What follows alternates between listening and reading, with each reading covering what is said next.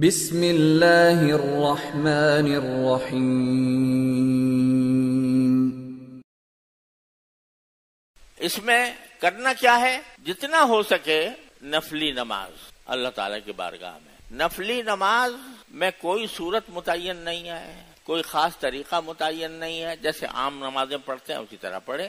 البتہ اگر کسی کو لمبی صورتیں یاد ہوں تو افضل یہ ہے کہ لمبی صورتیں پڑھے اور لمبی صورتیں پڑھ کر لمبے رکوع کرے، لمبے سجدے کرے۔ اور نفلی نمازوں میں رکوع میں اور سجدے میں دونوں میں مسنون دعائیں کرنا بھی جائز ہے۔ سبحان ربی العظیم، سبحان ربی الاعلیٰ تو کہتے ہی ہیں، اس کے ساتھ کوئی دعا جو ربنا آتنا فی الدنیا حسنۃ نہیں، یہی مانگ لو۔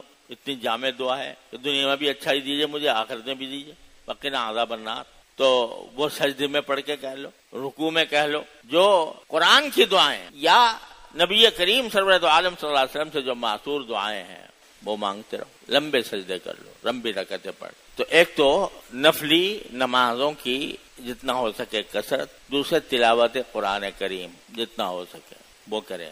تیسرے ذکر، چلتے پھرتے اٹھتے بیٹھ سبحان اللہ والحمد للہ ولا الہ الا اللہ واللہ اکبر ولا حول ولا قوۃ الا باللہ العلی العظیم، بس چلتے پھرتے اٹھتے بیٹھتے یہی پڑھتے رہیں۔ فضول چیزوں میں وقت کو ضائع نہ کریں۔ یہ تین کام تو ہیں بنیادی عبادتیں۔ چوتھا کام ہے دعا۔ اللہ تبارک و تعالی اس رات میں دعائیں بہت قبول فرماتے ہیں، تو اس وجہ سے اپنی ساری چھوٹی بڑی حاجتیں وہ سب اللہ تعالیٰ کی بارگاہ میں مانگنے کا اہتمام کریں، تو انشاءاللہ وہ دعائیں اللہ تعالیٰ کے ہاں قبول ہوں گی۔ ایک اور بات جو شب برات کے بارے میں مشہور ہے، اور ہمارے ہاں اس کو تعبیر اس طرح کیا جاتا ہے کہ جس کا انتقال ہونے والا ہوتا ہے اگلے سال میں تو اس کا پتا کٹ جاتا ہے۔ یہ عام طور سے یہ جملہ مشہور ہے، یہ بحث پتہ نہیں کتنوں کے پتے کٹیں گے، مطلب یہ کہ کتنے لوگوں کے بارے میں فیصلہ ہوگا کہ بھئی اگلے سال میں ان کو دنیا سے بلانا ہے اپنے پاس۔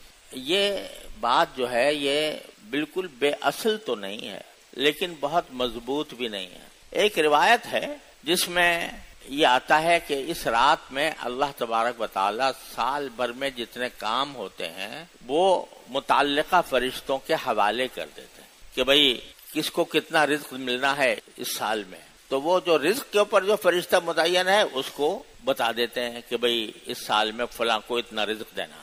اور اسی طرح کس آدمی کو ابھی زندگی اس کی باقی ہے اور کس کی زندگی ختم ہونی ہے، تو اس کا معاملہ بھی اللہ تعالیٰ متعلقہ فرشتے کو حوالے کر دیتے ہیں۔ تو یہ ایک روایت ہے، اگرچہ سند کے اعتبار سے بہت زیادہ یہ مضبوط بھی نہیں ہے، لیکن ایک روایت ہے۔ تو بہرحال احتمال تو ہے کہ ایسا ہوتا ہو۔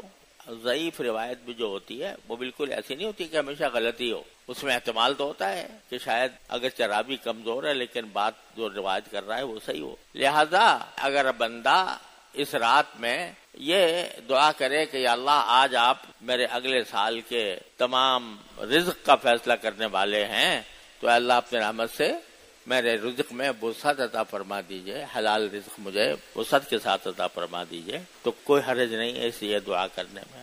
اسی طرح یہ دعا کرنے میں کہ یا اللہ اگر آپ نے میری زندگی مقدر فرمائی ہے اس سال میں، تو پھر جو باقی زندگی ہے اس کو آپ اپنے رضا کے مطابق ڈال دیں، اور مجھے اپنی اس باقی ماندہ زندگی میں ایسے اعمال کی توفیق عطا فرما دیجئے جو آپ کو راضی کرنے والے ہوں، تاکہ جب میں دنیا سے رخصت ہوں تو آپ کی مغفرت کا پروانہ لے کر رخصت ہوں۔ یہ دعا مانگنے میں کوئی حرج نہیں۔